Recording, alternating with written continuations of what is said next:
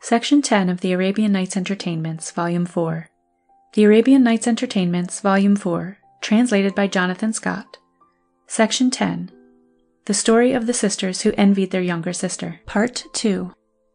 One day when the two princes were hunting and the princess had remained at home, a religious old woman came to the gate and desired leave to go in and say her prayers, it being then the hour.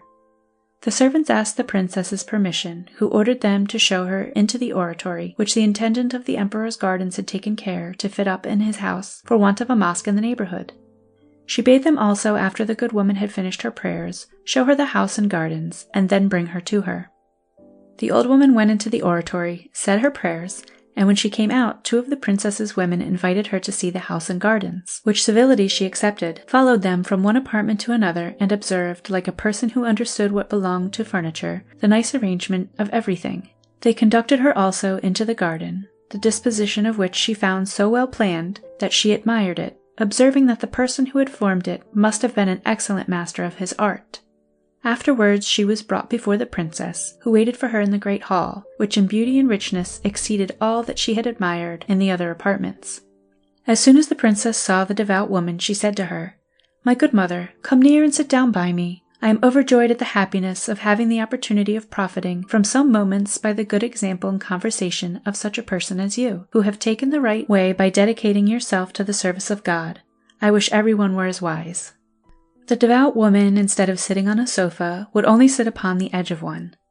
The princess would not permit her to do so, but rising from her seat and taking her by the hand, obliged her to come and sit by her. The good woman, sensible of the civility, said, "Madam, I ought not to have so much respect shown me, but since you command, and are mistress of your own house, I will obey you." When she had seated herself, before they entered into any conversation, one of the princess's women brought a little low stand of mother-of-pearl and ebony, with a china dish full of cakes upon it, and many others set around it, full of fruits in season, and wet and dry sweetmeats. The princess took up one of the cakes, and presenting her with it, said, "Eat, good mother, and make choice of what you like best. You had need to eat after coming so far." "Madam," replied the good woman, "I am not used to eat such delicacies, but will not refuse what God has sent me by so liberal a hand as yours." While the devout woman was eating, the princess ate a little too, to bear her company, and asked her many questions upon the exercise of devotion which she practiced, and how she lived. All which she answered with great modesty. Talking of several things, at last she asked her what she thought of the house and how she liked it. "Madam," answered the devout woman, "I must certainly have very bad taste to disapprove anything in it, since it is beautiful, regular, and magnificently furnished with exactness and judgment, and all its ornaments adjusted in the best manner. Its situation is an agreeable spot, and no garden can be more delightful, but yet if you will give me leave to speak my mind freely, I will take the liberty to tell you that this house would be incomparable if it had 3 things which are wanting to complete it." "My good mother," replied the Princess Scheherazade, "what are those? I conjure you, in God's name, to tell me what they are. I will spare nothing to get them if it be possible." "Madam," replied the devout woman, "the first of these 3 things is the speaking bird, so singular a creature that it draws round it all the singing birds of the neighborhood, which come to accompany his song.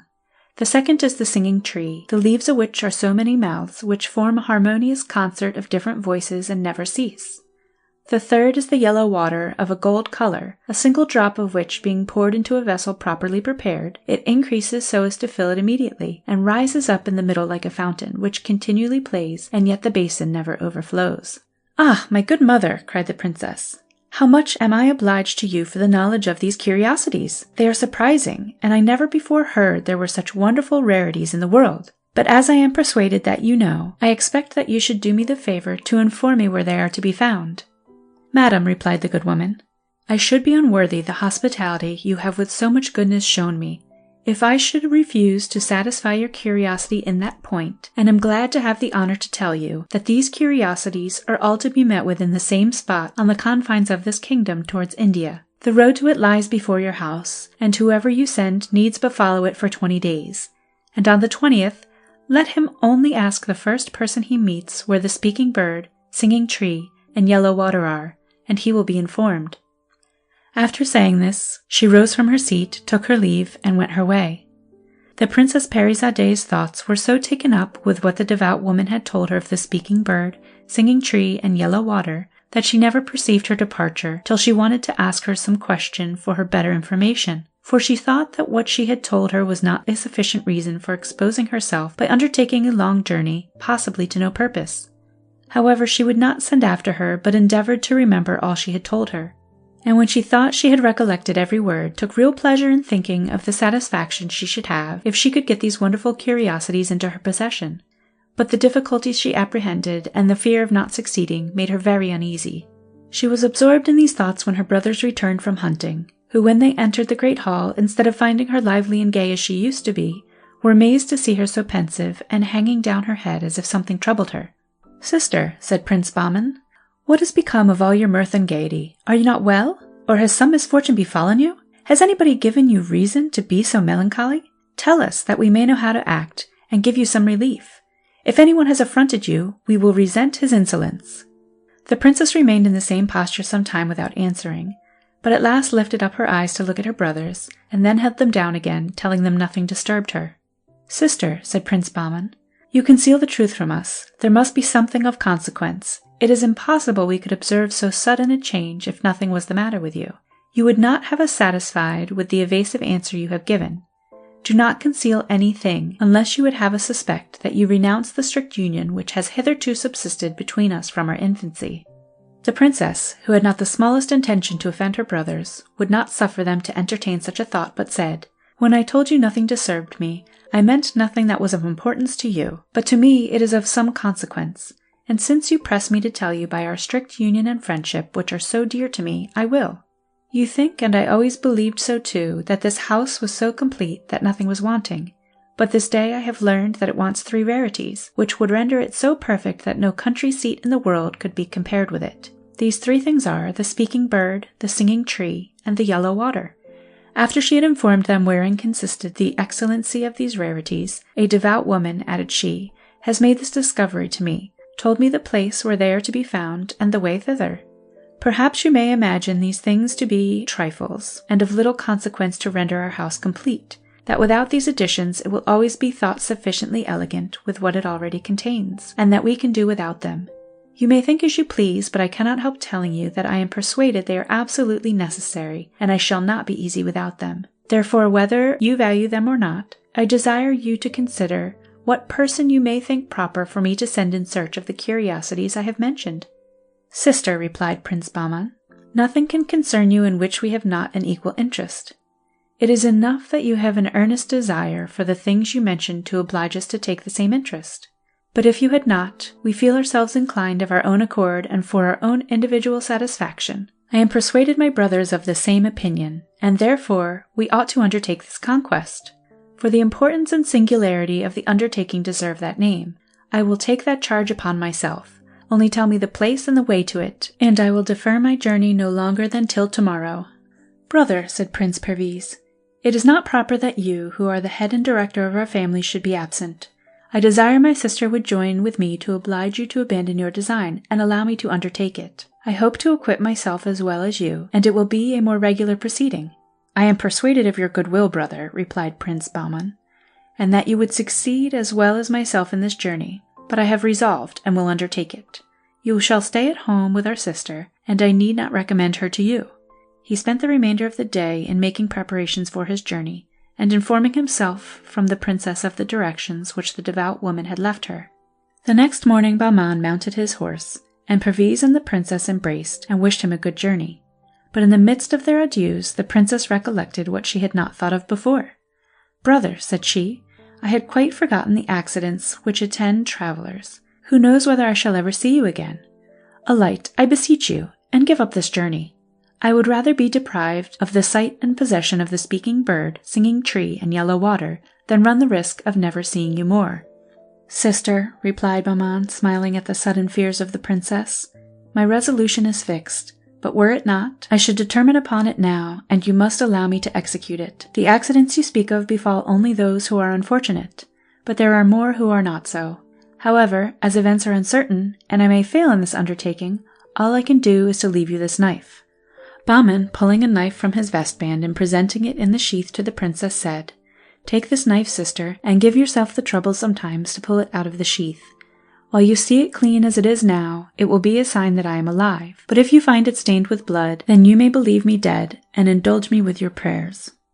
The princess could obtain nothing more of Bahman. He bade adieu to her and Prince Perviz for the last time and rode away. When he got into the road, he never turned to the right hand nor the left, but went directly forward towards India. The 20th day he perceived on the roadside a hideous old man, who sat under a tree some small distance from a thatched house, which was his retreat from the weather. His eyebrows were as white as snow, as was also the hair of his head. His whiskers covered his mouth, and his beard and hair reached down to his feet. The nails of his hands and feet were grown to an extensive length. A flat broad umbrella covered his head. He had no clothes, but only a mat thrown round his body.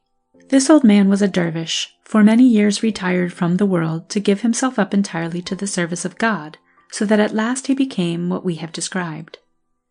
Prince Bahman, who had been all that morning very attentive to see if he could meet with anybody who could give him information of the place he was in search of, stopped when he came near the dervish, alighted, in conformity to the directions which the devout woman had given the Princess Scheherazade, and leading his horse by the bridle, advanced towards him, and saluting him said, "God prolong your days, good father, and grant you the accomplishment of your desires." The dervish returned the prince's salutation, but so unintelligibly that he could not understand one word he said. Prince Bahman, perceiving that this difficulty proceeded from the dervish's whiskers hanging over his mouth, and unwilling to go any farther without the instructions he wanted, pulled out a pair of scissors he had about him, and having tied his horse to a branch of the tree, said, "Good dervish, I want to have some talk with you, but your whiskers prevent my understanding what you say. And if you will consent, I will cut off some part of them and of your eyebrows, which disfigure you so much that you look more like a bear than a man." The dervish did not oppose the offer, and when the prince had cut off as much hair as he thought fit, he perceived that the dervish had a good complexion, and that he did not seem so old as he really was. "Good dervish," said he, "if I had a glass, I would show you how young you look. You are now a man, but before nobody could tell what you were." The kind behavior of Prince Bahman made the dervish smile and return his compliment. "Sir," said he, "whoever you are, I am obliged by the good office you have performed, and am ready to show my gratitude by doing anything in my power for you. You must have alighted here upon some account or other. Tell me what it is, and I will endeavor to serve you." "Good dervish," replied Prince Bahman, "I am in search of the speaking bird, the singing tree, and the yellow water. I know these three rarities are not far from hence, but cannot tell exactly the place where they are to be found. If you know, I conjure you to show me the way, that I may not lose my labor after so long a journey." The prince, while he spoke, observed that the dervish changed countenance, held down his eyes, looked very serious, and instead of making any reply remained silent, which obliged him to say to him again, "Good father, I fancy you heard me. Tell me whether you know what I ask you, that I may not lose my time but inform myself somewhere else." At last the dervish broke silence. "Sir," said he to Prince Bahman, "I know the way you ask of me, but the regard which I conceived for you the first moment I saw you, and which has grown stronger by the service you have done me, kept me in suspense whether I should give you the satisfaction you desire."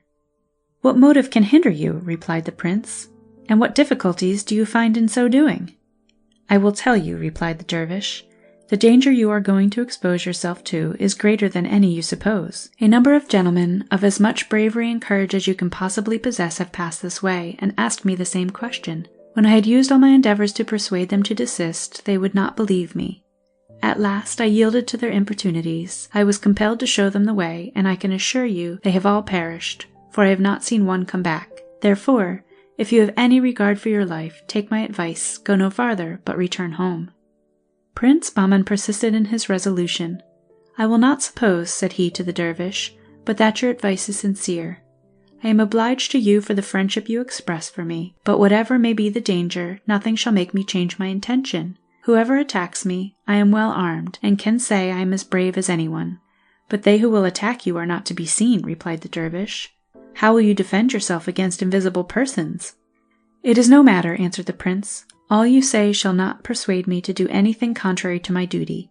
Since you know the way, I conjure you once more to inform me." When the dervish found he could not prevail upon Prince Bahman, and that he was obstinately bent to pursue his journey notwithstanding his friendly remonstrance, he put his hand into a bag that lay by him and pulled out a bowl, which he presented to him. "Since I cannot prevail on you to attend to my advice," said he, "take this bowl. When you are on horseback, throw it before you, and follow it to the foot of a mountain, where it will stop. As soon as the bowl stops, alight. Leave your horse with the bridle over his neck, and he will stand in the same place till you return. As you ascend, you will see on your right and left a great number of large black stones, and will hear on all sides a confusion of voices, which will utter 1,000 injurious abuses to discourage you and prevent you reaching the summit of the mountain.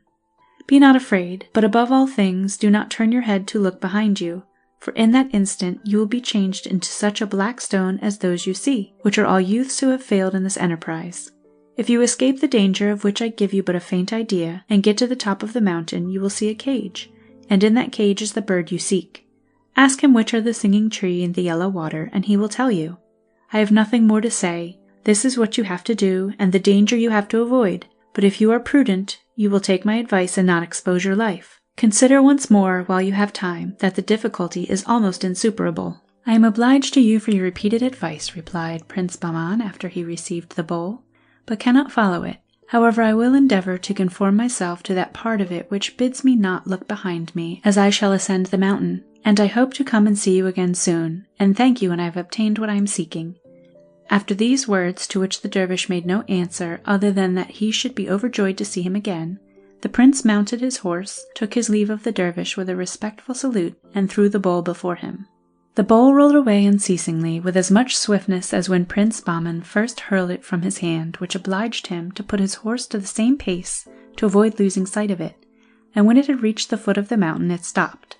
The prince alighted from his horse, laid the bridle on his neck, and having first surveyed the mountain and seen the black stones, began to ascend, but had not gone 4 steps before he heard the voices mentioned by the dervish, though he could see nobody. Some said, "Where is that fool going? Where is he going? What would he have? Do not let him pass." Others, "Stop him, catch him, kill him." And others, with a voice like thunder, "Thief, assassin, murderer!" While some in a gibing tone cried, "No, no, do not hurt him. Let the pretty fellow pass. The cage and the bird are kept for him." Notwithstanding all these troublesome voices, Prince Bahman ascended with courage and resolution for some time, but the voices redoubled with so loud a din near him, both behind and before, that at last he was seized with dread, his legs trembled under him, he staggered, and finding that his strength failed him, he forgot the dervish's advice, turned about to run down the hill, and was that instant changed into a black stone, a metamorphosis which had happened to many before him who had attempted the ascent. His horse likewise underwent the same change. From the time of Prince Bahman's departure, the Princess Scheherazade always wore the knife and sheath in her girdle, and pulled it out several times a day to know whether her brother was alive. She had the consolation to understand he was in perfect health, and to talk of him frequently with Prince Perviz, who sometimes prevented her by asking her what news. On the fatal day that Prince Bahman was transformed into a stone, as Prince Perviz and the princess were talking together in the evening, as usual, the prince desired his sister to pull out the knife to know how their brother did. The princess readily complied, and seeing the blood run down the point, was seized with so much horror that she threw it down. "Oh, my dear brother," she cried, "I have been the cause of your death, and shall never see you more. Why did I tell you of the speaking bird, singing tree, and yellow water? Or rather, of what importance was it to me to know whether the devout woman thought this house ugly or handsome, or complete or not? I wish to heaven she had never addressed herself to me. Deceitful hypocrite," added she, "is this the return you have made for the kind reception I gave you? Why did you tell me of a bird, a tree, and a water, which, imaginary as I am persuaded they are, by my dear brother's death, yet disturb me by your enchantment?" Prince Perviz was as much afflicted at the death of Prince Bahman as the princess, but not to waste time in needless regret, as he knew that she still passionately desired possession of the speaking bird, the singing tree, and the golden water, he interrupted her, saying, "Sister, our regret for our brother is vain and useless. Our grief and lamentations cannot restore him to life. It is the will of God, we must submit to it, and adore the decrees of the Almighty without searching into them. Why should you now doubt of the truth of what the holy woman told you? Do you think she spoke to you of 3 things that were not in being, and that she invented them on purpose to deceive you, who had given her no cause to do so, but received her with so much goodness and civility? Let us rather believe that our brother's death is owing to some error on his part, or some accident which we cannot conceive. It ought not, therefore, prevent us from pursuing our object. I offered to go this journey, and am now more resolved than ever. His example has no effect upon my resolution. Tomorrow I will depart." The princess did all she could to dissuade Prince Perviz, conjuring him not to expose her to the danger of losing 2 brothers, but he was obstinate, and all the remonstrances she could urge had no effect upon him. Before he went, that she might know what success he had, he left her a string of 100 pearls, telling her that if they would not run when she should count them upon the string, but remain fixed, that would be a certain sign he had undergone the same fate as his brother. But at the same time told her he hoped it would never happen, but that he should have the happiness to see her again to their mutual satisfaction. End of Section 10. Section 11 of the Arabian Nights Entertainments, Volume 4. The Arabian Nights Entertainments, Volume 4, translated by Jonathan Scott. Section 11, The Story of the Sisters Who Envied Their Younger Sister. Part 3. Prince Perviz, on the 20th day after his departure, met the same dervish in the same place as his brother Bahman had done before him. He went directly up to him, and after he had saluted, asked him if he could tell him where to find the speaking bird, the singing tree, and the golden water. The dervish urged the same difficulties and remonstrances as he had done to Prince Bahman, telling him that a young gentleman, who very much resembled him, was with him a short time before, that overcome by his importunity and pressing instances, he had shown him the way, given him a guide, and told him how he should act to succeed, but that he had not seen him since, and doubted not but he had shared the same fate as all other adventurers.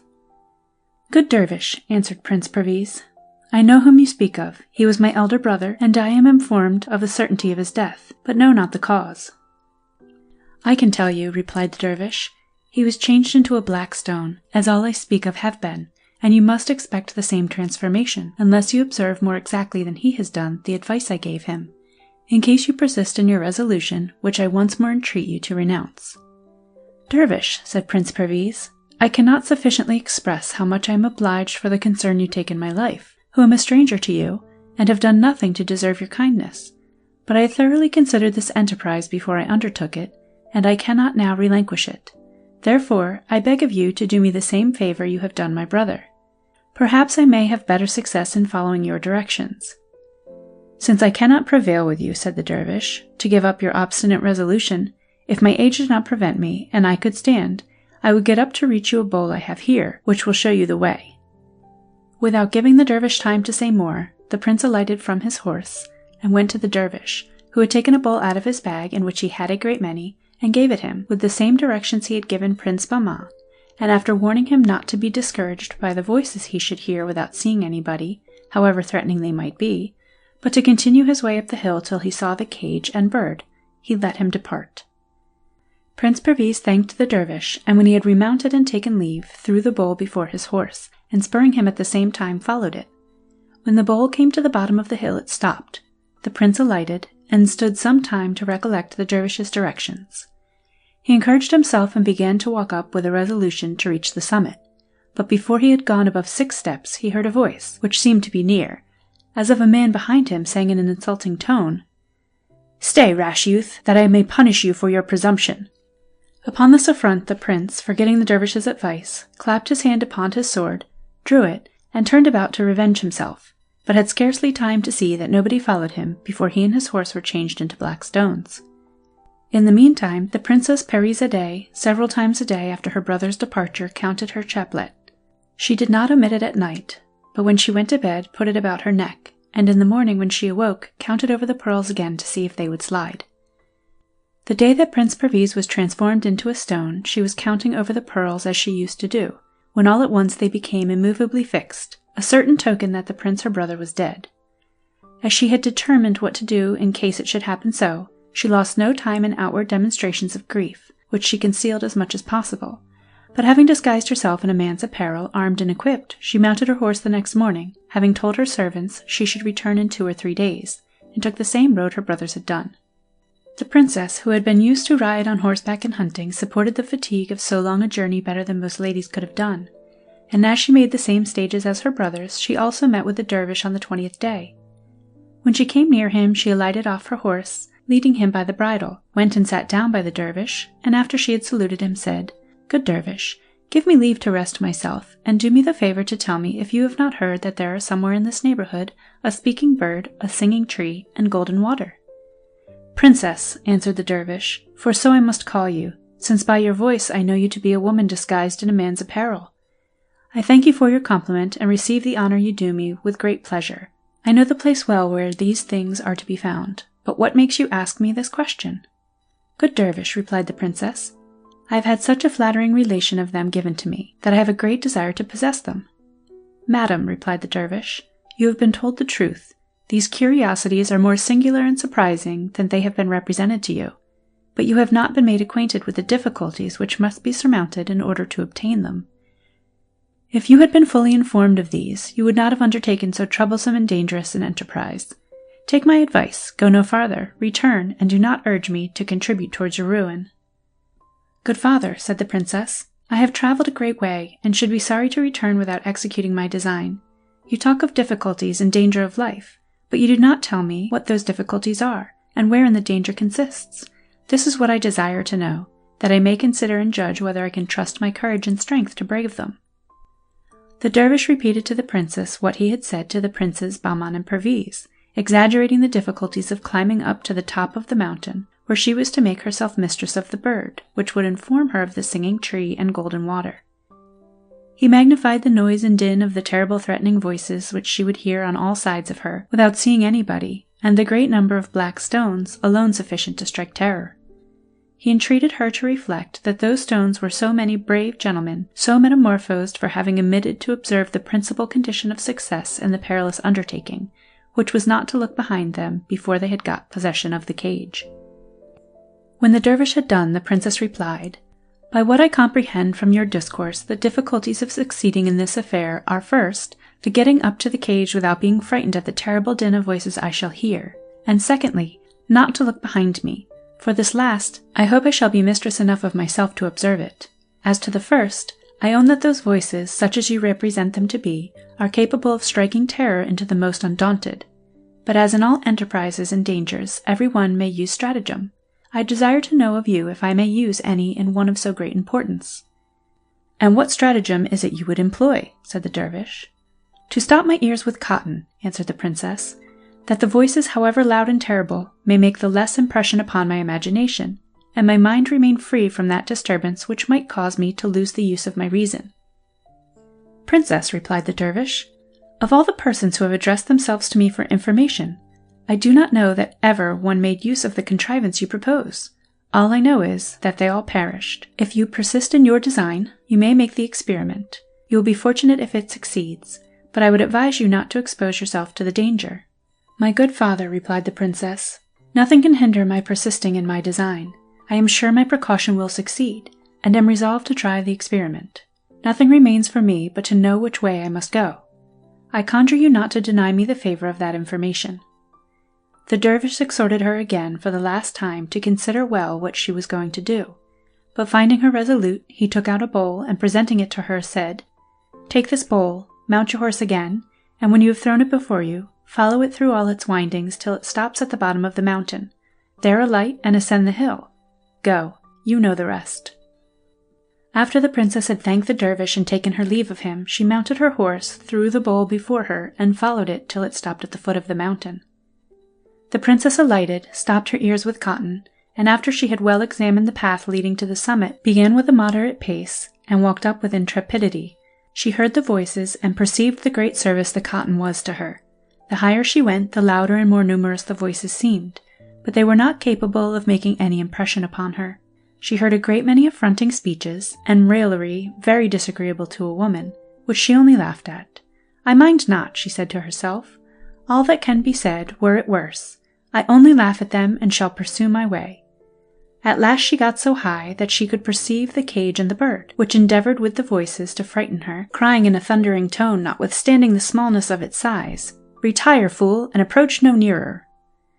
The princess, encouraged by this object, redoubled her speed, and by effort gained the summit of the mountain, where the ground was level. Then running directly to the cage and clapping her hand upon it, cried, "Bird, I have you, and you shall not escape me." While Scheherazade was pulling the cotton out of her ears, the bird said to her, "Heroic princess, Be not angry with me for joining with those who exerted themselves to preserve my liberty. Though in a cage, I was content with my condition. But since I am destined to be a slave, I would rather be yours than any other person's, since you have obtained me so courageously. From this instant I swear inviolable fidelity, and an entire submission to all your commands. I know who you are, you do not, but the time will come when I shall do you essential service, which I hope you will think yourself obliged to me for. As a proof of my sincerity, tell me what you desire, and I am ready to obey you." The princess's joy was the more inexpressible because the conquest she had made had cost her the lives of 2 beloved brothers, and given her more trouble and danger than she could have imagined, notwithstanding what the dervish had represented to her. "Bird," said she, "it was my intention to have told you that I wish for many things which are of importance, but I am overjoyed that you have shown your goodwill and prevented me. I have been told that there is not far off a golden water, the property of which is very wonderful. Before all things, I ask you tell me where it is." The bird showed her the place, which was just by, and she went and filled a little silver flagon which she had brought with her. She returned to the bird and said, "Bird, this is not enough. I want also the singing tree. Tell me where it is." "Turn about," said the bird, "and you will see behind you a wood, where you will find this tree." The princess went into the wood, and by the harmonious concert she heard soon knew the tree among many others. But it was very large and high. She came back to the bird and said to it, "Bird, I have found the singing tree, but I can neither pull it up by the roots nor carry it." The bird replied, "It is not necessary that you should take it up by the roots. It will be sufficient to break off a branch and carry it to plant in your garden. It will take root as soon as it is put into the earth, and in a little time will grow to as fine a tree as that you have seen." When the princess had obtained possession of the 3 things which the devout woman had told her of, and for which she had conceived so great a desire, she said again to the bird, "Bird, what you have yet done for me is not sufficient. You have been the cause of the death of my 2 brothers, who must be among the black stones which I saw as I ascended the mountain. I wish to take them home with me." The bird seemed reluctant to satisfy the princess in this point, and indeed made some difficulty to comply.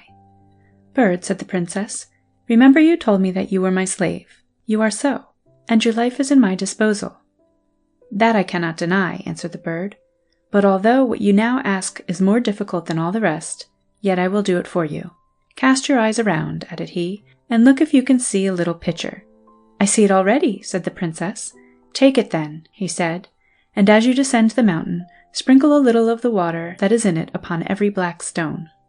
The princess took up the pitcher accordingly, carried with her the cage and the bird, the flagon of golden water, and the branch of the singing tree, and as she descended the mountain threw a little of the water on every black stone, which was changed immediately into a man. And as she did not miss one stone, all the horses, both of the princess her brothers, and of the other gentlemen, resumed their natural forms. She instantly recognized Bahman and Perviz as they did her, and ran to embrace her. She returned their embraces and expressed her amazement. "What do you here, my dear brothers?" said she. They told her they had been asleep. "Yes," she replied, "and if it had not been for me, perhaps you might have slept till the day of judgment. Do not you remember that you came to fetch the speaking bird, the singing tree, and the yellow water? And did you not see, as you came along, the place covered with black stones? Look and see if there be any now. The gentlemen and their horses who surround us, and you yourselves, were these black stones. If you desire to know how this wonder was performed," continued she, showing the pitcher, which she set down at the foot of the mountain, having no further use for it, "it was done by the virtue of the water which was in this pitcher, with which I sprinkled every stone. After I had made the speaking bird, which you see in this cage, my slave, by his directions I found out the singing tree, a branch of which I now have in my hand, and the yellow water, which this flagon is filled with. But being still unwilling to return without taking you with me, I constrained the bird by the power I had over him to afford me the means. He told me where to find this pitcher, and the use I was to make of it." The Princes Bahman and Perviz learned by this relation the obligation they had to the princess their sister, as did all the other gentlemen who were collected around, and expressed to the princess that far from envying her happiness in the conquest she had made, and which they had all aspired to, they thought they could not any otherwise acknowledge the favor she had done them, or better express their gratitude to her for restoring them to life again, than by declaring themselves all her slaves, and that they were ready to obey her in whatever she should command. "Gentlemen," replied the princess, "if you had given any attention to my words, you might have observed that I had no other intention in what I have done than to recover my brothers. Therefore, if you have received any benefit, you owe me no obligation, and I have no further share in your compliment than your politeness towards me, for which I return you my thanks. In other respects, I regard each of you individually as free as you were before your misfortunes, and I rejoice with you all the happiness which has accrued to you by my means. Let us, however, stay no longer in a place where we have nothing to detain us, but mount our horses and return to our respective homes." The princess took her horse, which stood in the place where she had left him. Before she mounted, Prince Bahman desired her to give him the cage to carry. "Brother," replied the princess, "the bird is my slave, and I will carry him myself. If you will take the pains to carry the branch of the singing tree, there it is. Only hold the cage while I get on horseback." When she had mounted her horse and Prince Bahman had given her the cage, she turned about and said to Prince Perviz, "I leave the flagon of golden water to your care, if it will not be too much trouble for you to carry it." Prince Perviz took charge of it with pleasure. When Bahman, Perviz, and all the gentlemen had mounted their horses, the princess waited for some of them to lead the way. The two princes paid that compliment to the gentlemen, and they again to the princess, who, finding that none of them would accept the honor, but that it was reserved for her, addressed herself to them and said, "Gentlemen, I expect that some of you should lead the way."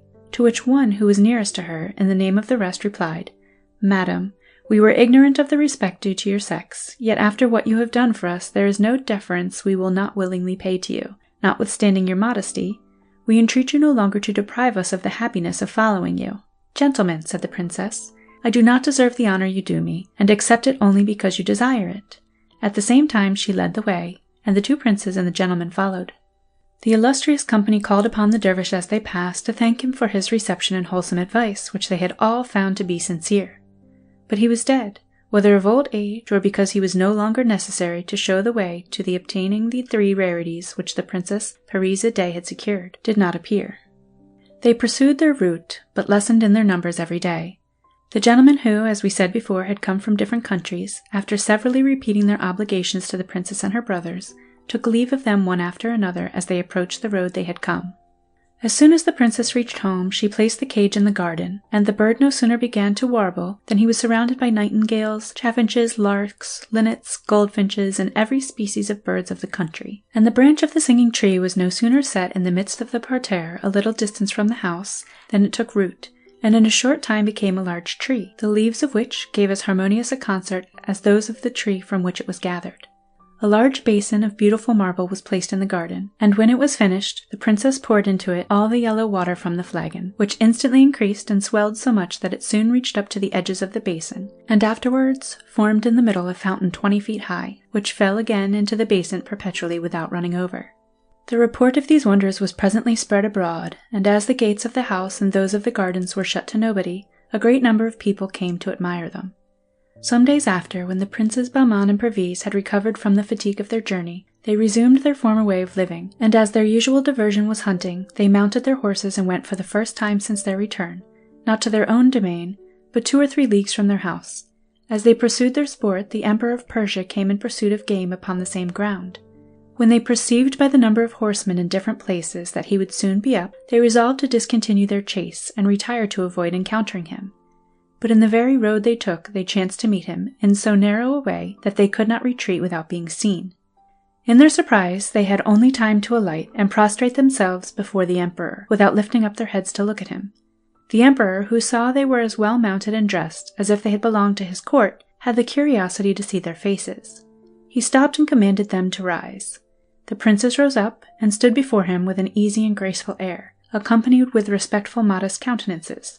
The Emperor took some time to view them before he spoke, and after he had admired their good air and mien, asked them who they were and where they lived. "Sir," said Prince Bahman, "we are the sons of the late intendant of your Majesty's gardens, and live in a house which he built a little before he died, till we should be fit to serve your Majesty and ask of you some employ when opportunity offered." "By what I perceive," replied the Emperor, "you love hunting." "Sir," replied Prince Bahman, "it is our common exercise, and what none of your Majesty's subjects who intend to bear arms in your armies ought, according to the ancient custom of the kingdom, to neglect."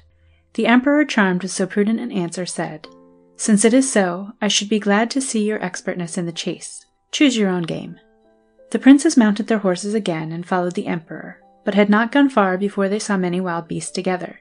Prince Bahman chose a lion, and Prince Perviz a bear, and pursued them with so much intrepidity that the Emperor was surprised. They came up with their game nearly at the same time, and darted their javelins with so much skill and address that they pierced, the one the lion and the other the bear, so effectually that the Emperor saw them fall one after the other. Immediately afterwards, Prince Bahman pursued another bear, and Prince Perviz another lion, and killed them in a short time, and would have beaten out for fresh game, but the emperor would not let them, and sent them to come to him. When they approached, he said, "If I would have given you leave, you would have soon destroyed all my game, but it is not that which I would preserve, but your persons, for I am so well assured your bravery may one time or other be serviceable to me, that from this moment your lives will always be dear to me." The emperor, in short, conceived so great a kindness for the two princes that he invited them immediately to make him a visit, to which Prince Bahman replied, "Your Majesty does us an honor we do not deserve, and we beg you will excuse us." The emperor, who could not comprehend what reason the princes could have to refuse this token of his favor, pressed them to tell him why they excused themselves. "Sir," said Prince Bahman, "we have a sister younger than ourselves, with whom we live in such perfect union that we undertake nothing before we consult her, nor she anything without asking our advice." "I commend your brotherly affection," answered the emperor. "Consult your sister, meet me here tomorrow, and give me an answer." End of Section 11. Section 12 of the Arabian Nights Entertainments, Volume 4. The Arabian Nights Entertainments, Volume 4, translated by Jonathan Scott. Section 12. The Story of the Sisters Who Envied Their Younger Sister. Part 4. The princes went home, but neglected to speak of their adventure in meeting the emperor and hunting with him, and also of the honor he had done them by asking them to go home with him, yet did not the next morning fail to meet him at the place appointed. "Well," said the emperor, "have you spoken to your sister? And has she consented to the pleasure I expect of seeing you?" The two princes looked at each other and blushed. "Sir," said Bahman, "we beg your Majesty to excuse us, for both my brother and I forgot." "Then remember today," replied the emperor, "and be sure to bring me an answer tomorrow." The princes were guilty of the same fault a second time, and the emperor was so good-natured as to forgive their negligence, but to prevent their forgetfulness the third time, he pulled 3 golden balls out of a purse and put them into Prince Bahman's bosom. "These balls," said he, smiling, "will prevent your forgetting a third time what I wish you to do for my sake, since the noise they will make by falling on the floor when you undress will remind you, if you do not recollect it before." The event happened just as the emperor foresaw, and without these balls the princes had not thought of speaking to their sister of this affair. For as Prince Bahman unloosened his girdle to go to bed, the balls dropped on the floor, upon which he ran into Prince Perviz's chamber. When both went into the Princess Scheherazade's apartment, and after they had asked her pardon for coming at so unseasonable a time, they told her all the circumstances of their meeting the emperor. The princess was somewhat surprised at this intelligence. "Your meeting with the emperor," said she, "is happy and honorable, and may in the end be highly advantageous to you, but it is very disagreeable and distrustful to me. It was on my account, I know, you refused the emperor, and I am infinitely obliged to you for doing so. I know by this your affection is equal to my own, since you would rather be guilty of incivility towards the emperor than violate the brotherly union we have sworn to each other. You judge right, for if you had once gone, you would insensibly have been engaged to leave me, to devote yourselves to him. But do you think it an easy matter absolutely to refuse the emperor what he seems so earnestly to desire? Monarchs will be obeyed in their desires, and it may be dangerous to oppose them. Therefore, if to follow my inclination I should dissuade you from showing the complaisance he expects from you, it may expose you to his resentment, and may render myself and you miserable. These are my sentiments, but before we conclude upon anything, let us consult the speaking bird, and hear what he says. He is penetrating, and has promised his assistance in all difficulties." The princess sent for the cage, and after she had related the circumstances to the bird in the presence of her brothers, asked him what they should do in this perplexity. The bird answered, "The princes your brothers must conform to the emperor's pleasure, and in their turn invite him to come and see your house." "But bird," replied the princess, "my brothers and I love one another, and our friendship is yet undisturbed. Will not this step be injurious to that friendship?" "Not at all," replied the bird. "It will tend rather to cement it." "Then," answered the princess, "the emperor will see me." The bird told her it was necessary he should, and that everything would go better afterwards. Next morning the princes met the emperor hunting, who at as great a distance as he could make himself be heard, asked them if they had remembered to speak to their sister. Prince Bahman approached, and answered, "Sir, your Majesty may dispose of us as you please. We are ready to obey you, for we have not only obtained our sister's consent with great ease, but she took it amiss that we should pay her that deference in a matter wherein our duty to your Majesty was concerned. But if we have offended, we hope you will pardon us." "Do not be uneasy on that account," replied the emperor. So far from taking amiss what you have done, I highly approve of your conduct, and hope you will have the same deference and attachment to my person, if I have ever so little share in your friendship." The princes, confounded at the emperor's goodness, returned no other answer but a low obeisance, to show the great respect with which they received it. The emperor, contrary to his usual custom, did not hunt long that day. Presuming that the princes possessed wit equal to their courage and bravery, he longed with impatience to converse with them more at liberty. He made them ride on each side of him, an honor which, without speaking of the principal courtiers who accompanied him, was envied by the Grand Vizier, who was much mortified to see them preferred before him. When the emperor entered his capital, the eyes of the people who stood in the crowds in the streets were fixed upon the two princes Bahman and Perviz, and they were earnest to know who they might be, whether foreigners or natives. All, however, agreed in wishing that the emperor had been blessed with two such handsome princes, and said, he might have had children as old if the queen, who had suffered the punishment of her misfortune, had been more fortunate in her lyings-in. The first thing that the emperor did when he arrived at his palace was to conduct the princes into the principal apartments, who praised without affectation, like persons conversant in such matters, the beauty and symmetry of the rooms, and the richness of the furniture and ornaments. Afterwards a magnificent repast was served up, and the emperor made them sit with him, which they at first refused, but finding it was his pleasure they obeyed. The emperor, who had himself much learning, particularly in history, foresaw that the princes, out of modesty and respect, would not take the liberty of beginning any conversation. Therefore, to give them an opportunity, he furnished them with subjects all dinner-time, but whatever subject he introduced, they showed so much wit, judgment, and discernment that he was struck with admiration. "Were these my own children," said he to himself, "and I had improved their talents by suitable education, they could not have been more accomplished or better informed." In short, he took such great pleasure in their conversation that after having sat longer than usual, he led them into his closet, where he pursued this conversation with them, and at last said, "I never supposed that there were among my subjects in the country youths so well brought up, so lively, so capable, and I never was better pleased with any conversation than yours. But it is time now we should relax our minds with some diversion, and as nothing is more capable of enlivening the mind than music, you shall hear a vocal and instrumental concert which may not be disagreeable to you." The emperor had no sooner spoken for them than the musicians, who had orders to attend, entered, and answered fully the expectations the princes had been led to entertain of their abilities. After the concerts an excellent farce was acted, and the entertainment was concluded by dancers of both sexes. The two princes, seeing night approach, prostrated themselves at the emperor's feet, and having first thanked him for the favors and honors he had heaped upon them, asked his permission to retire, which was granted by the emperor, who in dismissing them said, "I give you leave to go, but remember, I brought you to the palace myself only to show you the way. You will be always welcome, and the oftener you come, the greater pleasure you will do me." Before they went out of the emperor's presence, Prince Bahman said, "Sir, may we presume to request that your majesty will do us and our sister the honor to pass by our house, and rest and refresh yourself after your fatigue, the first time you take the diversion of hunting in that neighborhood? It is not worthy of your presence, but monarchs sometimes have vouchsafed to take shelter in a cottage." "My children," replied the emperor, "your house cannot be otherwise than beautiful and worthy of its owners. I will call and see it with pleasure, which will be the greater for having my hosts you and your sister, who is already dear to me from the account you give me of the rare qualities with which she is endowed. And this satisfaction I will defer no longer than tomorrow. Early in the morning I will be at the place where I shall never forget that I first saw you. Meet me, and you shall be my guides." When the Princes Bahman and Perviz had returned home, they gave the princess an account of the distinguished reception the emperor had given them, and told her that they had invited him to do them the honor, as he passed by, to call at their house, and that he had appointed the next day. "If it be so," replied the princess, "we must think of preparing a repast fit for his majesty, and for that purpose I think it would be proper we should consult the speaking bird. He will tell us perhaps what meats the emperor likes best." The princes approved of her plan, and after they had retired she consulted the bird alone. "Bird," said she, "the emperor will do us the honor tomorrow to come and see our house, and we are to entertain him. Tell us what we shall do to acquit ourselves to his satisfaction."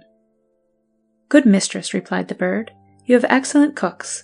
Let them do the best they can, but above all things, let them prepare a dish of cucumbers stuffed full of pearls, which must be set before the emperor in the first course before all the other dishes." "Cucumbers stuffed full of pearls!" cried Princess Scheherazade with amazement. "Surely, bird, you do not know what you say. It is an unheard of dish. The emperor may admire it as a piece of magnificence, but he will sit down to eat, not to admire pearls. Besides, all the pearls I possess are not enough for such a dish." "Mistress," said the bird, "do what I say, and be not uneasy about what may happen. Nothing but good will follow. As for the pearls, go early tomorrow morning to the foot of the first tree on your right hand in the park. Dig under it, and you will find more than you want." That night the princess ordered a gardener to be ready to attend her, and the next morning early led him to the tree which the bird had told her of, and bade him dig at its foot. When the gardener came to a certain depth, he found some resistance to the spade, and presently discovered a gold box about a foot square, which he showed the princess. "This," said she, "is what I brought you for. Take care not to injure it with the spade." When the gardener took up the box, he gave it into the princess's hands, who, as it was only fastened with neat little hasps, soon opened it, and found it full of pearls of a moderate size, but equal and fit for the use that was to be made of them. Very well satisfied with having found this treasure, after she had shut the box again, she put it under her arm and went back into the house, while the gardener threw the earth into the hole at the foot of the tree as it had been before. The princes, Bahman and Perviz, who as they were dressing themselves in their own apartments, saw the princess, their sister, in the garden earlier than usual, as soon as they could get out, went to her, and met her as she was returning, with a gold box under her arm, which much surprised them. "Sister," said Bahman, "you carried nothing with you when we saw you before with the gardener, and now we see you have a golden box. Is this some treasure found by the gardener, and did he come to tell you of it?" "No, brother," answered the princess. "I took the gardener to the place where this casket was concealed, and showed him where to dig, but you will be more amazed when you see what it contains." The princess opened the box, and when the princes saw that it was full of pearls, which though small were of great value, they asked her how she came to the knowledge of this treasure. "Brothers," said she, "if nothing more pressing calls you elsewhere, come with me and I will tell you." "What more pressing business," said Prince Perviz, "can we have than to be informed of what concerns us so much? We have nothing to do to prevent our attending you." The princess, as they returned to the house, gave them an account of her having consulted the bird, as they had agreed she should, and the answer he had given her, the objection she had raised to preparing the dish of cucumbers stuffed full of pearls, and how he had told her where to find this box.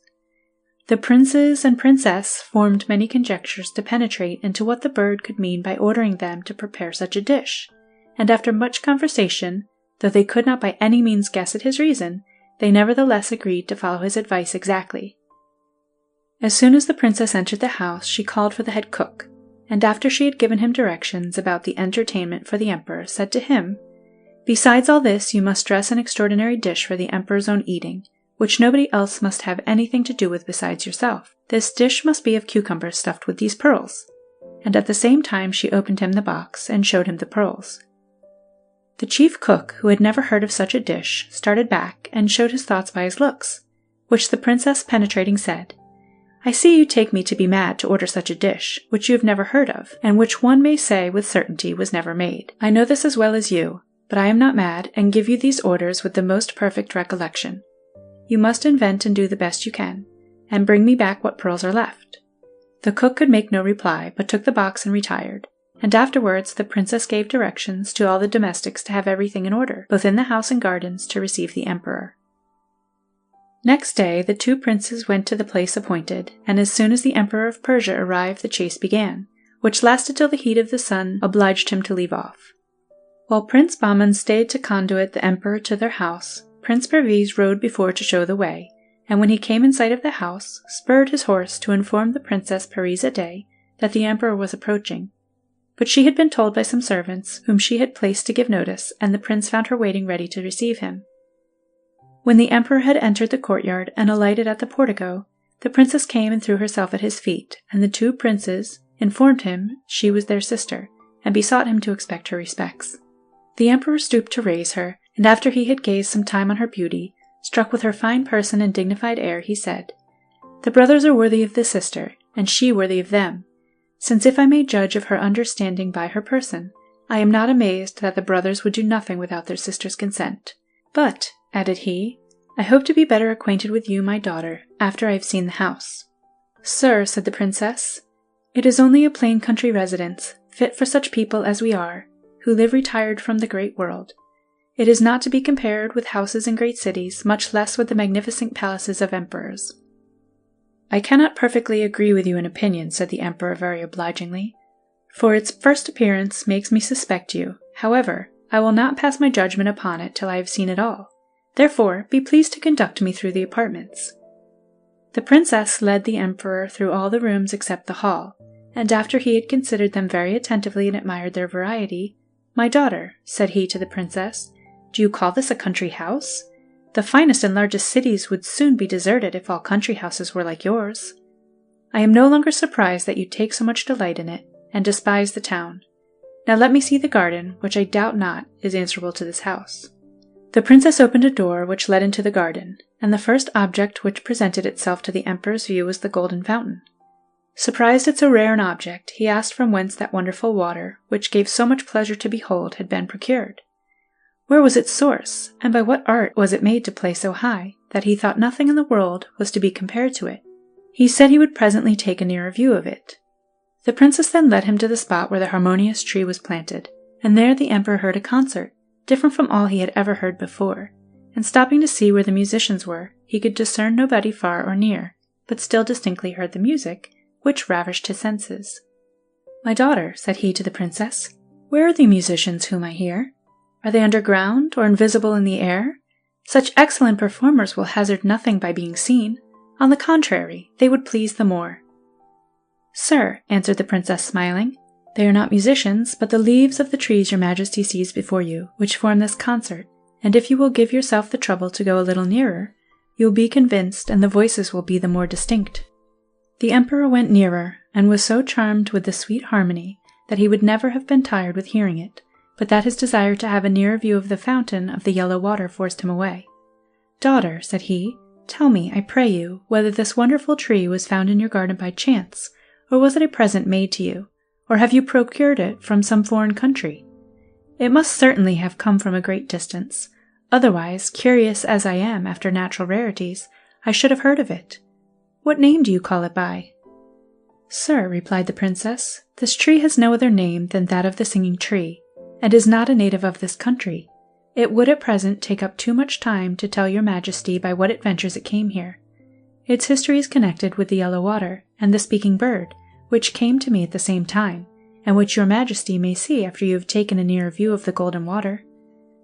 But if it be agreeable to your majesty, after you have rested yourself and recovered the fatigue of hunting, which must be the greater because of the sun's intense heat, I will do myself the honor of relating it to you."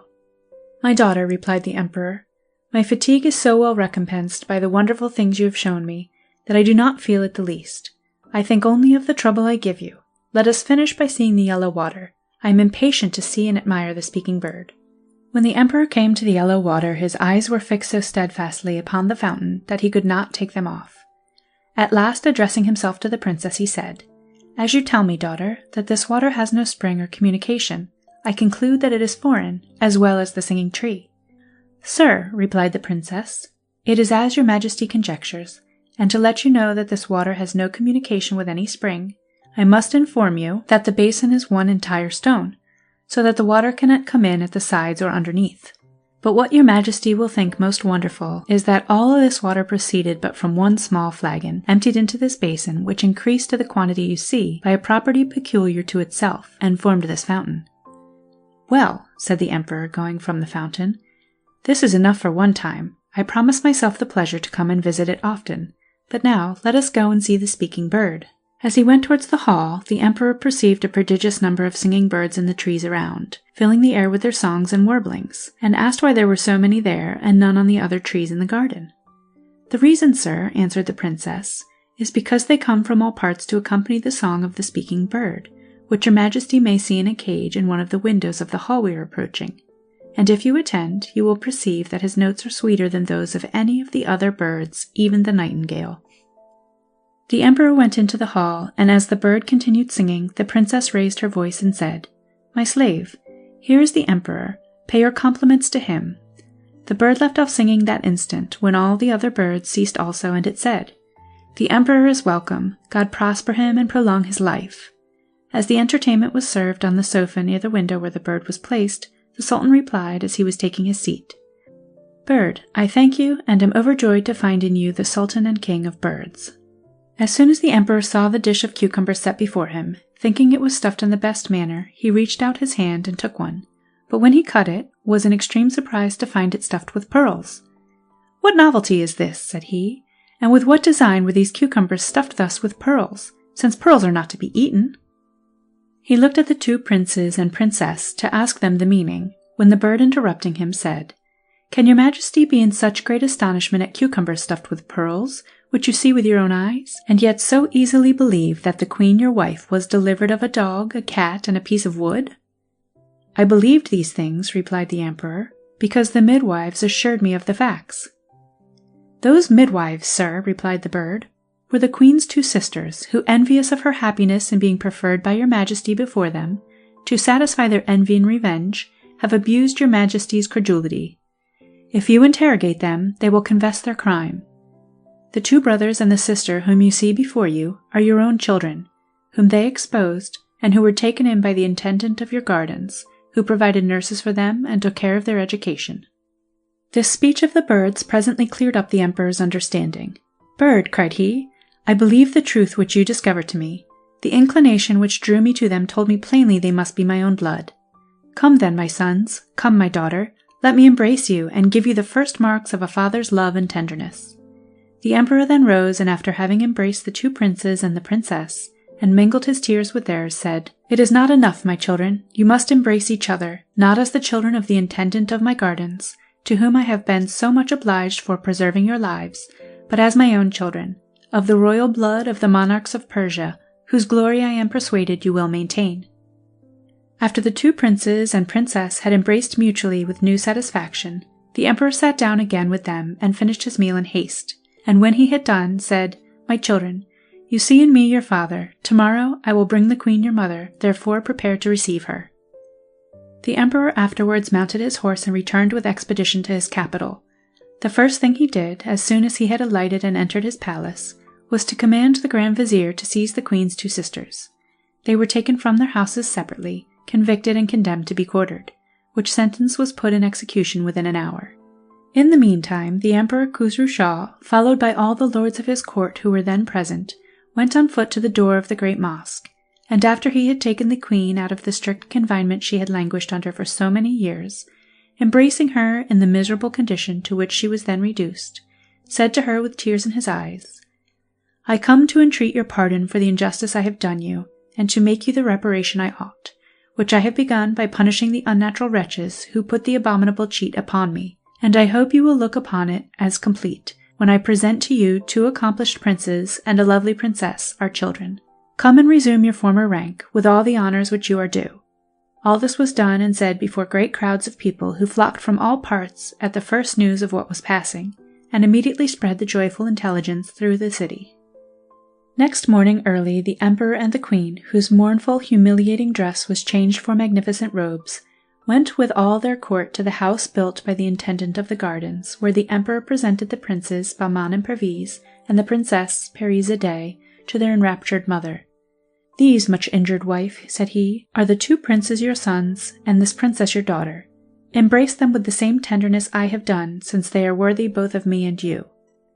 The tears flowed plentifully down their cheeks at these tender embraces, especially the queen's, from the comfort and joy of having two such princes for her sons, and such a princess for her daughter, on whose account she had so long endured the severest afflictions. The two princes and the princess had prepared a magnificent repast for the emperor and queen and their court. As soon as that was over, the emperor led the queen into the garden, and showed her the harmonious tree and the beautiful effect of the yellow fountain. She had seen the bird in his cage, and the emperor had spared no panegyric in his praise during the repast. When there was nothing to detain the emperor any longer, he took horse, and with the princes Bahman and Perviz on his right hand, and the queen consort and the princess at his left, proceeded and followed by all the officers of his court, according to their rank, returned to his capital.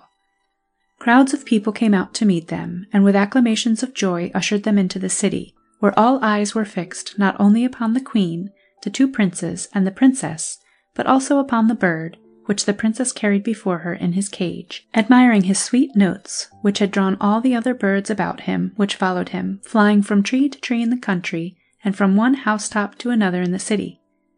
The princes Bahman and Perviz and the princess Scheherazade were at length brought to the palace with this pomp, and nothing was to be seen or heard all that night but illuminations and rejoicings both in the palace and in the utmost parts of the city, which lasted many days and were continued throughout the empire of Persia, as intelligence of the joyful event reached the several provinces. End of Section 12. Section number 13 of the Arabian Nights Entertainments, Volume 4. The Arabian Nights Entertainments, Volume 4, translated by Jonathan Scott. The story of the Sultan of Yemen and his 3 sons. There was in the land of Yemen, Arabia Felix, a sultan, under whom were 3 tributary princes. He had 4 children, 3 sons and a daughter. He possessed greater treasures than could be estimated, as well as innumerable camels, horses, and flocks of sheep, and was held in awe by all contemporary sovereigns. After a long and prosperous reign, age brought with it infirmity, and he at length became incapable of appearing in his hall of audience, upon which he commanded his sons to his presence, and said to them, "My wish is to divide among you, before my death, all my possessions, that you may be satisfied, and live in unanimity and brotherly affection with each other, and in obedience to my dying commands." They exclaimed, "To hear is to obey." The Sultan then said, "My will is that the eldest be sovereign in my room, that the second possess my treasures, and the third every description of animals. Let no one encroach upon another, but all assist each other." He then caused them to sign an agreement to abide by his bequests, and shortly afterwards was received into the mercy of the Almighty. Upon which his sons prepared what was suitable to his dignity for his funeral. They washed the corpse, enshrouded it, prayed over it, and having committed it to the earth, returned to their palaces, where the viziers, officers of state, and inhabitants of the metropolis, high and low, rich and poor, attended to console with them on the loss of their father. The news of the death of the Sultan was soon spread abroad in all the provinces, and deputations from every city came to condole with the princess.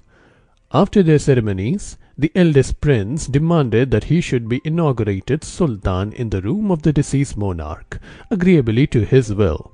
But this was not possible, as each of the other brothers was ambitious of being sovereign.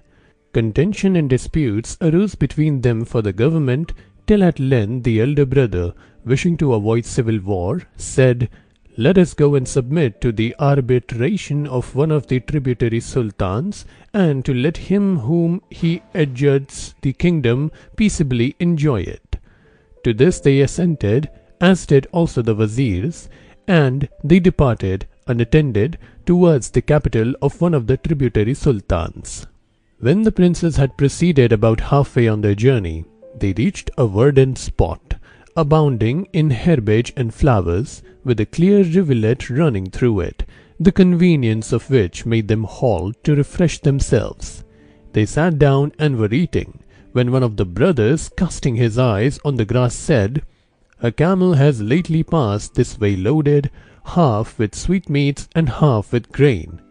"True," cried another, "and he was blind of one eye." "Yes," exclaimed the third, "and he had lost his tail." They had scarcely concluded their remarks when the owner of the camel came up to them, for he had heard what they had said, and was convinced, as they had described the beast and his load, that they must have stopped him, crying out that they had stolen his camel. "We have not seen him," answered the princes, "nor touched him." "By Allah," replied he, "none but you can have taken him, and if you will not deliver him up, I will complain of you to the Sultan."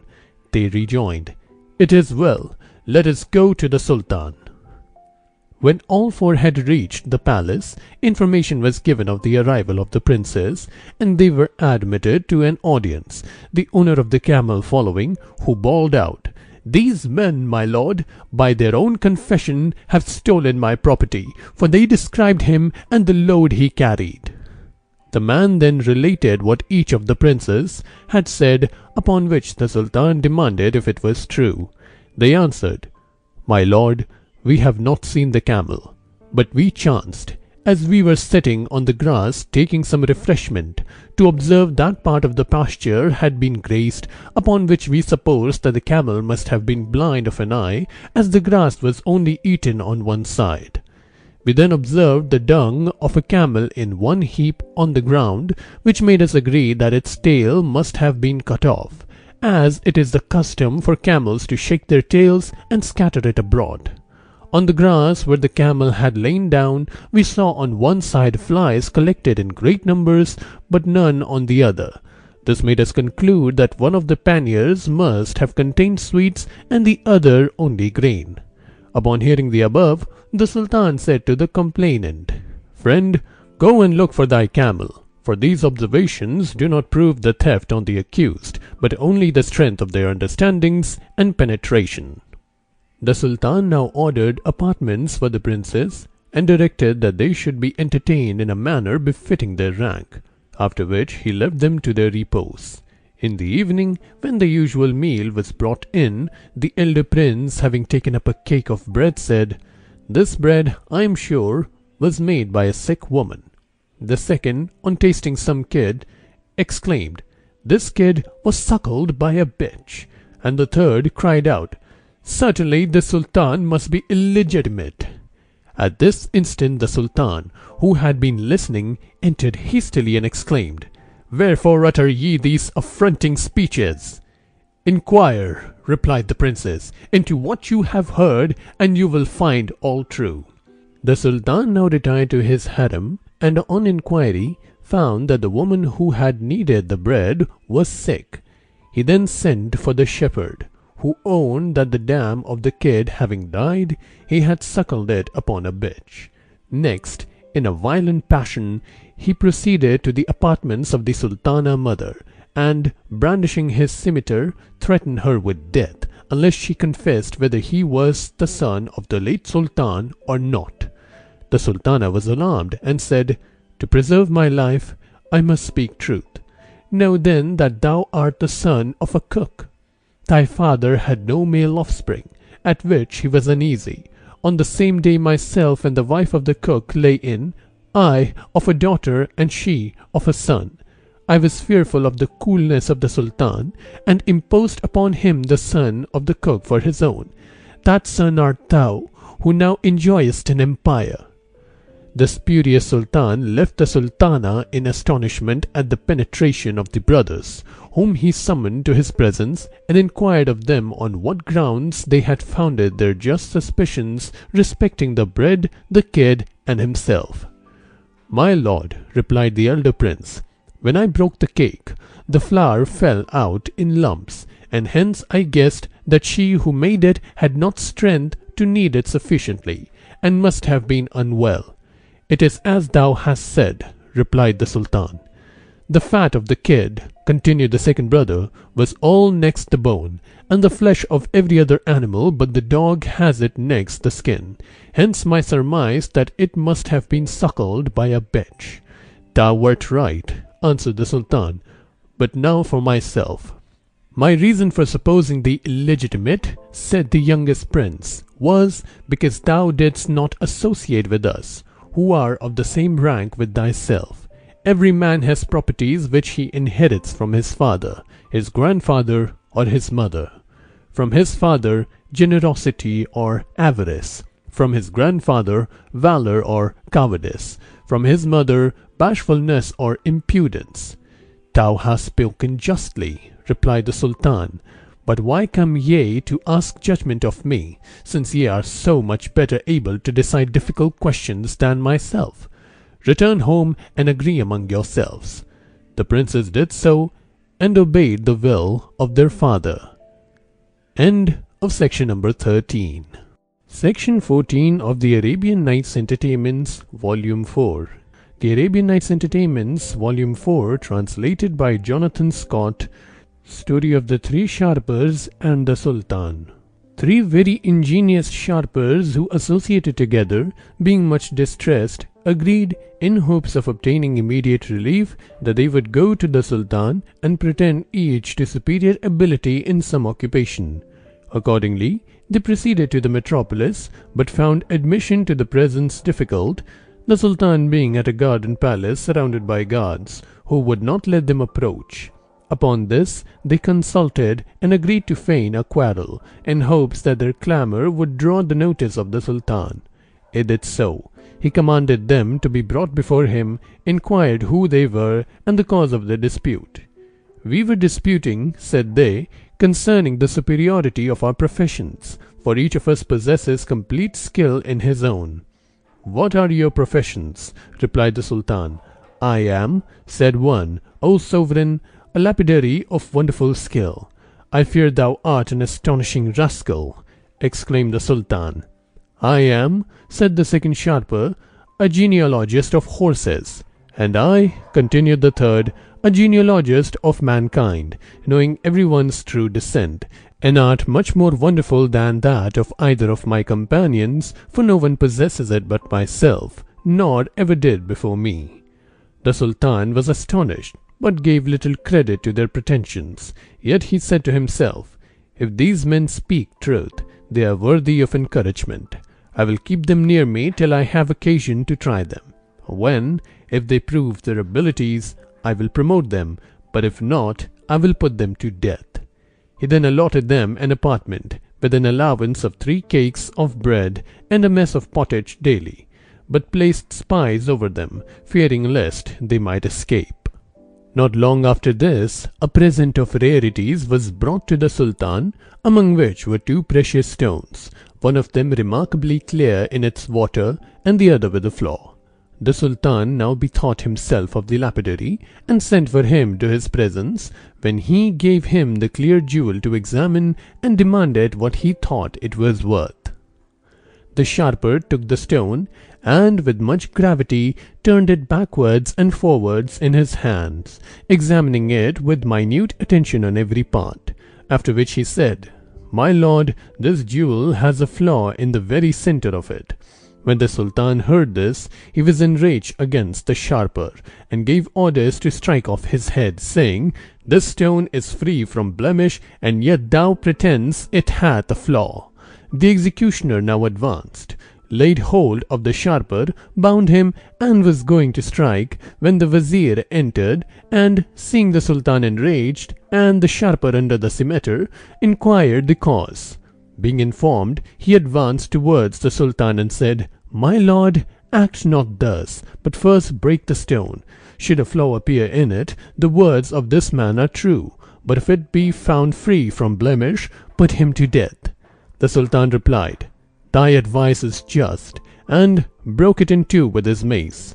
In the middle he found a flaw, at which he was astonished, and exclaimed to the sharper, "By what means couldst thou discover the blemish?" He replied, "By the acuteness of my sight." The Sultan then released him and said, "Take him back to his companions, allow him a mess of pottage to himself, and 2 cakes of bread." Some time after this, a tribute came from one of the provinces, part of which consisted of a beautiful black colt, in colour resembling the hue of the darkest night. The Sultan was delighted with the animal, and spent whole days in admiring him. At length he bethought himself of the sharper, who had pretended to be a genealogist of horses, and commanded him to his presence. When he appeared, the Sultan said, "Art thou a judge of horses?" He replied, "Yes, my lord."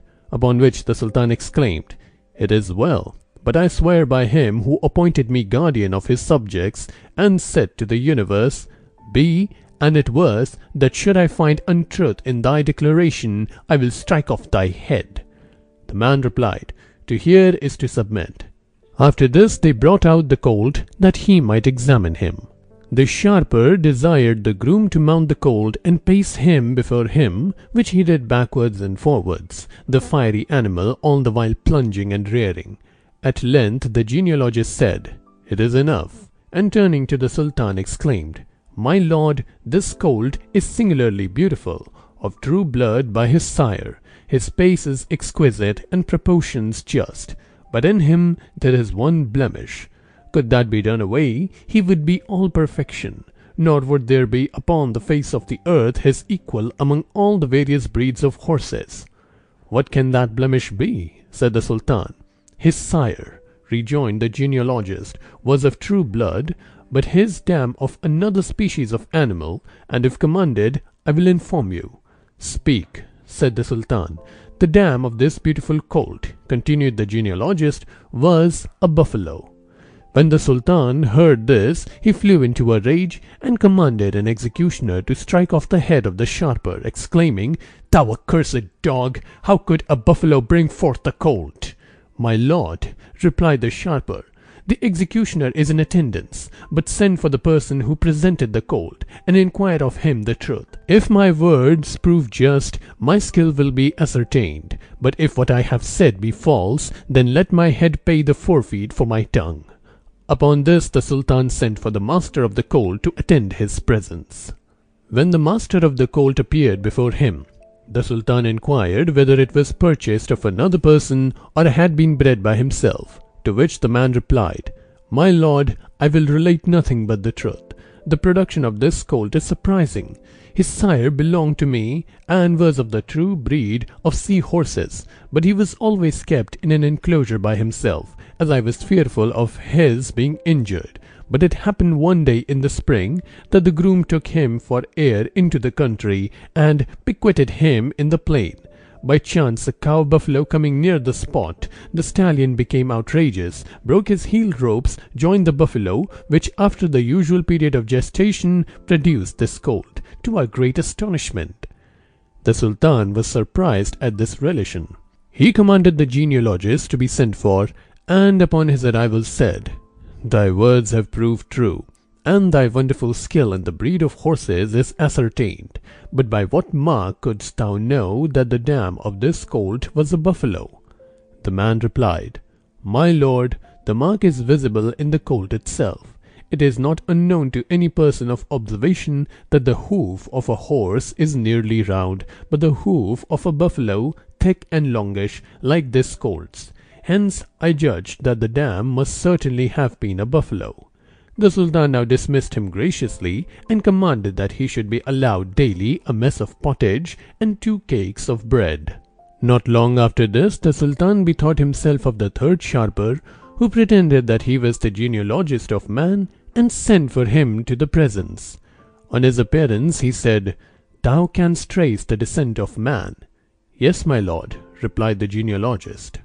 Upon this the Sultan commanded an eunuch to take him into his harem, that he might examine the descent of his favourite mistress.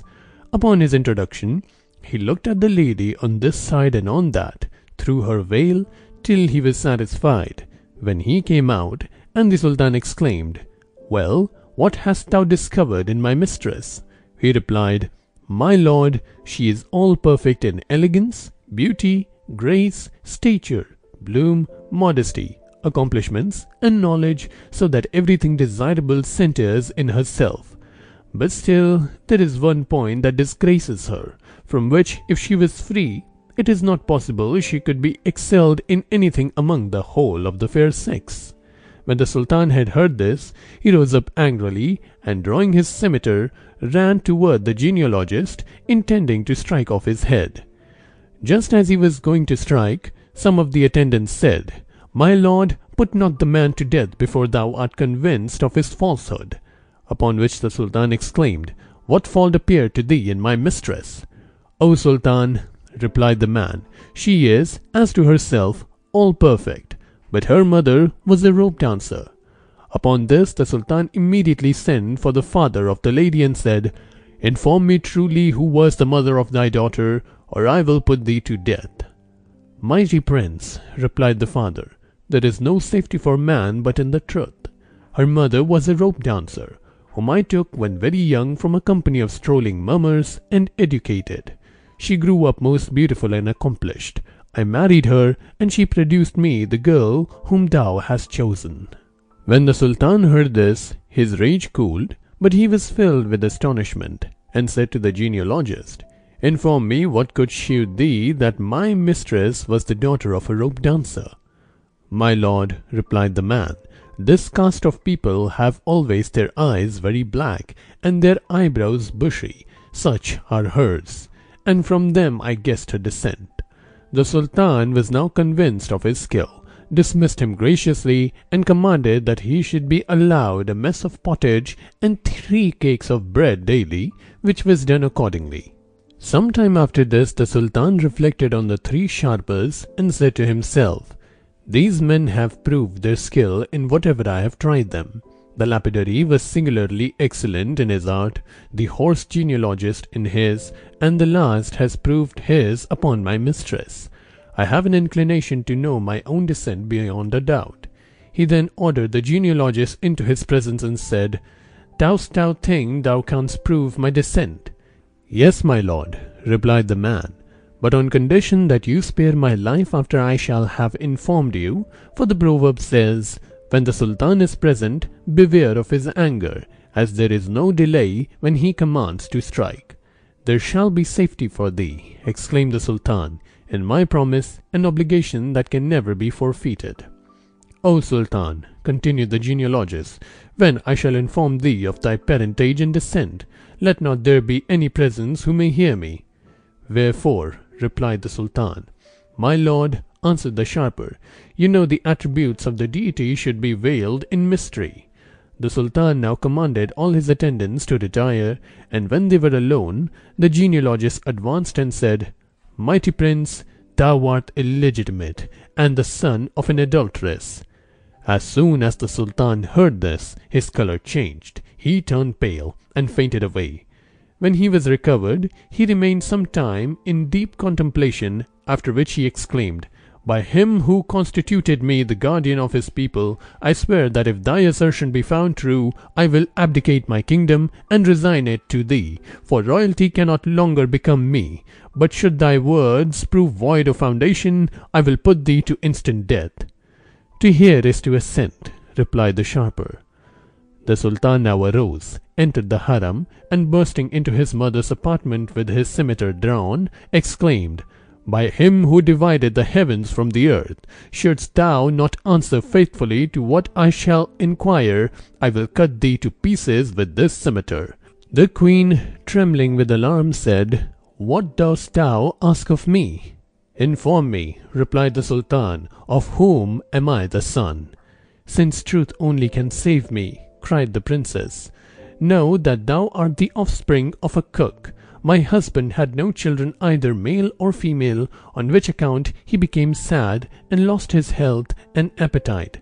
In the court of the harem we had several sorts of birds, and one day the Sultan, fancying he should relish one of them, ordered the cook to kill and dress it. I happened then to be in the bath alone. As I was in the bath," continued the Sultana, "I saw the cook endeavouring to catch the birds. At that instant it occurred to my mind from the instigation of Satan that if I bore not a son after the death of the Sultan, my influence would be lost. I tempted the man, and thou art the produce of my crime." The signs of my pregnancy soon appeared, and when the Sultan was informed of them, he recovered his health, and rejoiced exceedingly, and conferred favours and presents on his ministers and courtiers daily, till the time of my delivery. On that day he chanced to be upon a hunting excursion at a country palace, but when intelligence was brought him of the birth of a son, he instantly returned to me, and issued orders for the city to be decorated, which was done for 40 days together, out of respect to the Sultan. Such was my crime, and such was thy birth." The Sultan now returned to the adventurer, and commanded him to pull off his clothes, which he did, when the Sultan, disrobing himself, habitated him in the royal vestment, after which he said, "Inform me whence thou judgest that I was a bastard." "My lord," replied the adventurer, "when each of us shewed our skill in what was demanded, you ordered him only an allowance of a mess of pottage and 3 cakes of bread. Hence I judged you to be the offspring of a cook, for it is the custom of princes to reward the deserving with wealth and honours, but you only gratified us with victuals from your kitchen." The Sultan replied, "Thou hast spoken truly." He then made him put on the rest of the royal robes and ornaments, and seated him upon the throne, after which he disguised himself in the habit of a dervish, and wandered from his abdicated dominions. When the lucky adventurer found himself in possession of the throne, he sent for his companions, and finding they did not recognize him in his royal habiliments, dismissed them with liberal presents, but commanded them to quit his territories with the utmost expedition, lest they should discover him. After this, with a satisfied mind, he fulfilled the duties of his new station with a liberality and dignity that made the inhabitants of the metropolis and all the provinces bless him and pray for the prolongation of his reign. End of section number 14. Section number 15 of the Arabian Nights Entertainments, Volume 4. The Arabian Nights Entertainments, Volume 4, translated by Jonathan Scott. Story of the Three Sharpers and the Sultan. The adventures of the abdicated Sultan. The abdicated prince, disguised as a dervish, did not cease travelling in a solitary mood till he came to the city of Cairo, which he perceived to be in repose and security and well regulated. Here he amused himself with walking through several streets till he had reached the royal palace and was admiring its magnificent architecture and extent, and the crowds passing in and out, when the Sultan with his train appeared in sight, returning from a hunting excursion, upon which he retired to one side of the road. The Sultan, observing his dignified demeanour, commanded one of his attendants to invite him to the palace, and entertain him till he should inquire after him.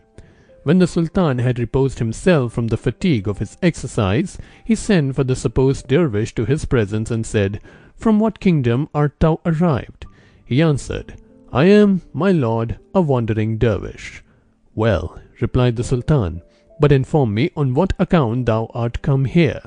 On which he said, "My lord, this cannot be done but in privacy." "Let it be so," rejoined the Sultan, and rising up, led him into a retired apartment of the palace. That supposed dervish then related what had befallen him, the cause of his having abdicated his kingdom, and taken upon himself the character of a religious. The Sultan was astonished at his self-denial and exclaimed, "Blessed be his holy name, who exalteth and humbleth whom he will by his almighty power. But my history is more surprising than thine. I will relate it to thee, and conceal nothing." End of section number 15. Section 16 of the Arabian Nights Entertainments, Volume 4. The Arabian Nights Entertainments, Volume 4. Translated by Jonathan Scott. Section 16. The Story of the Three Sharpers and the Sultan. History of Muhammad, Sultan of Cairo. At my first outset in the world, I was an indigent man, and possessed none of the conveniences of life, till at length I became possessed of 10 pieces of silver, which I resolved to expend in amusing myself.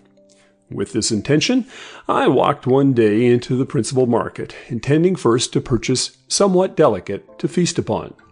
While I was looking about me, a man passed by with a great crowd following and laughing at him, for he led in an iron chain a monstrous baboon, which he cried for sale at the price of 10 pieces of silver. Something instinctively impelled me to purchase the creature, so I paid him the money and took my bargain to my lodging, but on my arrival was at a loss how to produce a meal for myself or the baboon.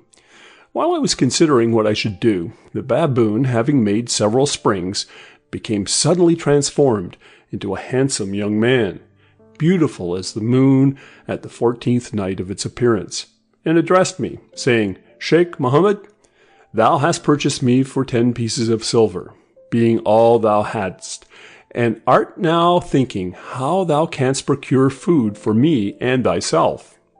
"That is true," replied I. "But in the name of Allah, from whence dost thou come?" "Ask no questions," replied my companion, "but take this piece of gold, and purchase us somewhat to eat and drink." I took the gold, and did as he desired, and we spent the evening merrily together in feasting and conversation, till it was time to repose. In the morning the young man said, "My friend, this lodging is not fitting for us. Go and hire a better." "To hear is to obey," replied I, and departed to the principal serai, where I hired an upper apartment, to which we removed. He then gave me 10 dinars, with orders to purchase carpets and cushions, which I did, and on my return found before him a package containing princely vestments. These he gave to me, desiring that I would go to a bath, and after bathing put them on. I obeyed his commands, dressed myself, and found in each pocket 100 dinars. I was not a little proud of my improved appearance in the rich robes. On my return, he praised my figure and seated me by him, when we refreshed ourselves and chatted on various subjects.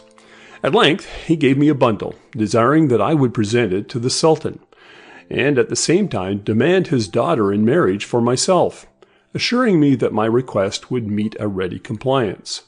The young man commanded a slave he had bought to attend me, who carried the bundle, and I set out for the palace, near which I found a great crowd of grandees, officers, and guards, who, seeing me so richly habited, inquired respectively what I wanted.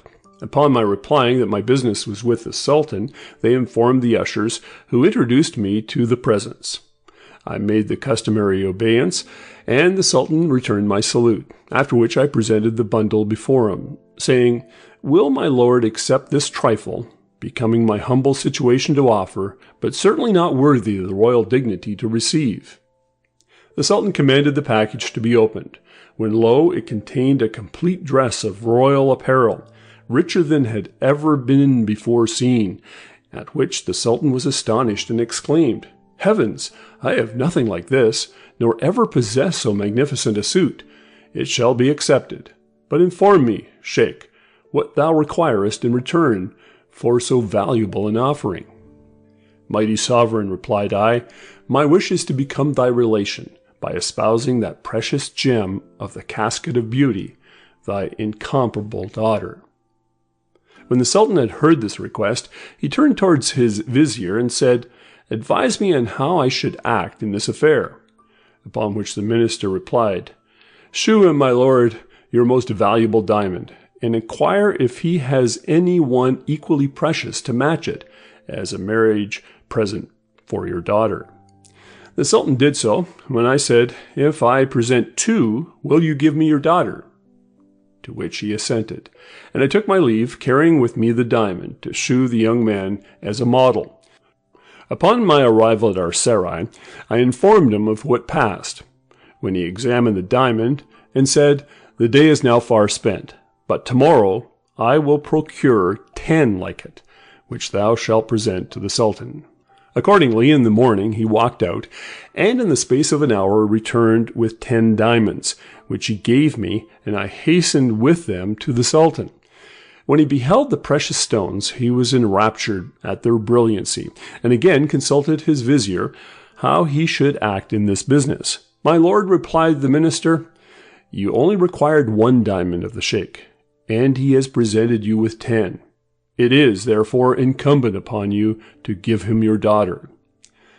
The Sultan now sent for the qazis and the effendis, who drew up the deed of espousals, which they gave me when I returned to our serai, and showed it to the young man, who said, "It is well, go and complete thy marriage, but I entreat that thou wilt not consummate thy nuptials till I shall give thee permission."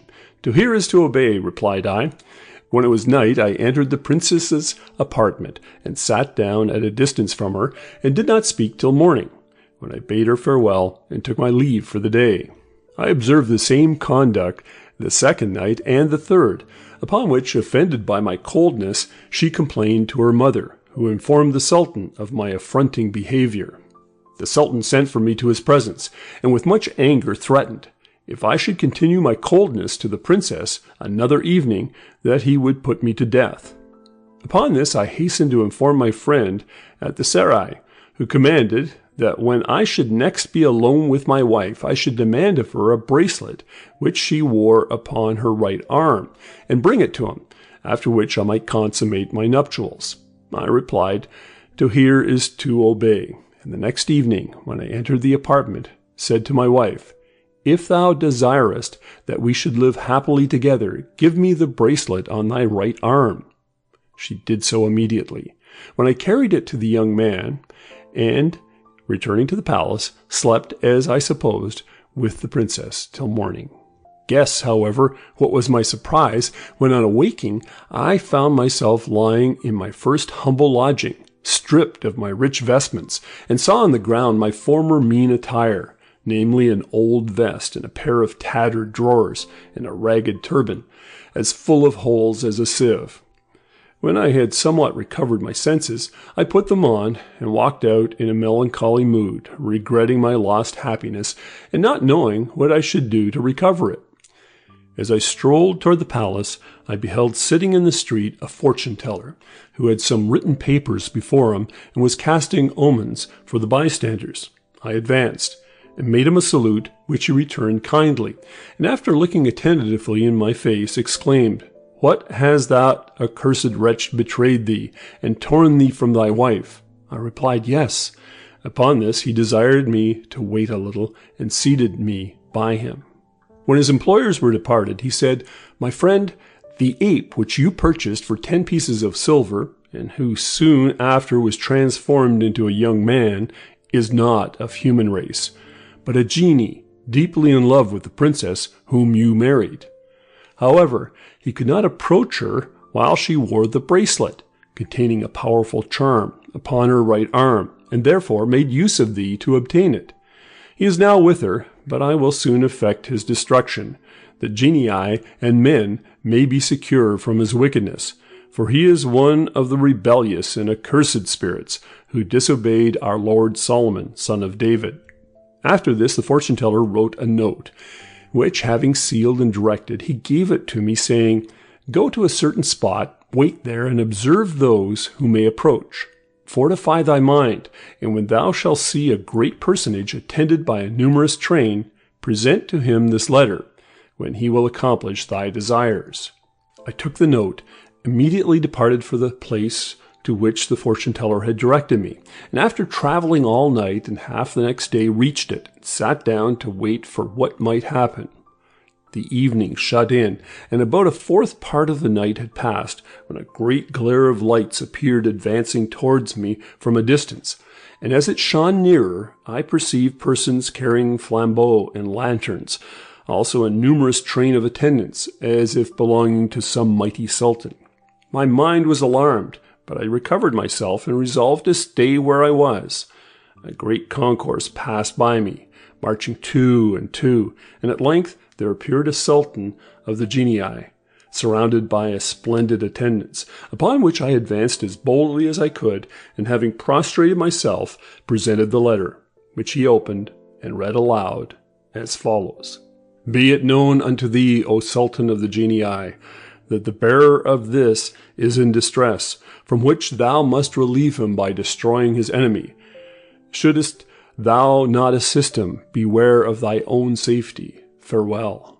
When the Sultan of the genii had read the note, he called out to one of his messengers, who immediately attended before him, and commanded him to bring into his presence without delay the genie who had enchanted the daughter of the Sultan of Cairo.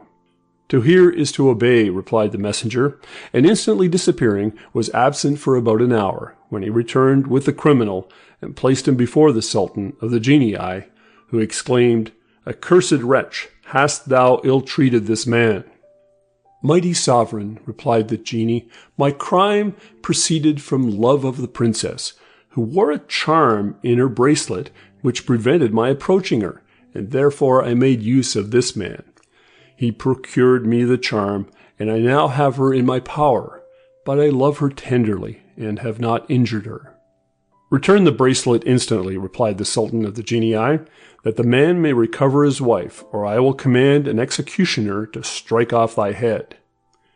The offending genie, who was of an accursed and obstinate race, upon hearing these words was inflamed with passion, and insolently cried out, "I will not return the bracelet, for no one shall possess the princess but myself."